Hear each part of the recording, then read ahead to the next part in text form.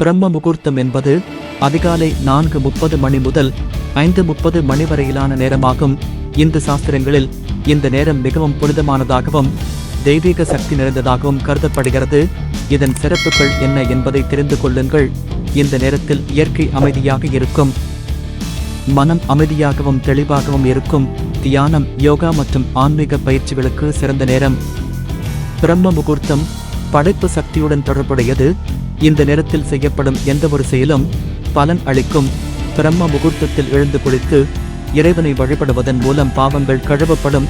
பிரம்ம முகூர்த்தத்தில் எழுந்து ஆரோக்கியமான வாழ்க்கை முறையை பின்பற்றினால் நோய்கள் வராமல் தடுக்கலாம். பிரம்ம முகூர்த்தத்தில் வேதங்களை ஓதுவது, ஆன்மீக நூல்களை படிப்பது போன்றவை அறிவு மற்றும் ஞானத்தை வளர்க்க உதவும். பிரம்ம முகூர்த்தத்தில் எழுந்து இலக்குகளை நிர்ணயித்து அதற்காக பாடுபட்டால் வாழ்க்கையில் வெற்றி பெறலாம். பிரம்ம முகூர்த்தத்தில் செய்யக்கூடாதது என்ன என்பதையும் தெரிந்து கொள்ளுங்கள். பிரம்ம முகூர்த்தத்தில் தூங்குவது நல்லது அல்ல. யாரிடமும் சண்டை போடவோ கோபப்படவோ கூடாது. தீய எண்ணங்களை மனதில் வைத்துக் கொள்ளக்கூடாது. தவறான செயல்களை செய்வதை தவிர்க்க வேண்டும்.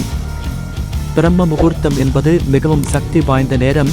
இந்த நேரத்தை சரியாக பயன்படுத்திக் கொண்டால் ஆன்மீக ரீதியாகவும் உடல் ரீதியாகவும் நாம் முன்னேற முடியும்.